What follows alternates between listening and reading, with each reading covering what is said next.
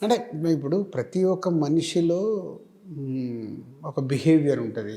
ఒక style of living అవును. Life style ఉంటుంది. నాదేంటంటే నేను 90% స్ట్రెయిట్ ఫార్వర్డ్‌గా మాట్లాడడానికి ఇష్టపడతాను.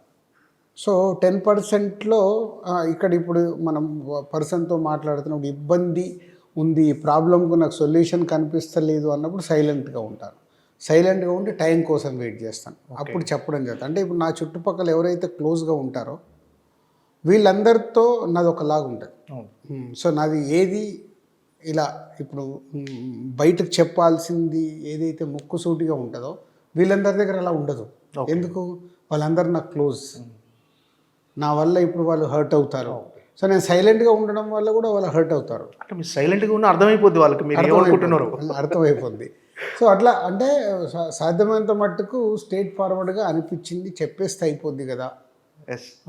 దానివల్ల ఎదుటోళ్ళు టెంపరరీగా బాధపడొచ్చు. బట్ లాంగ్ రన్‌లో మేబీ అర్థమవుద్ది. ఇక అర్థం చేసుకోని వాళ్ళతోని ఏముంటది, మనకి ఇంక రిలేషన్ ఉండదు.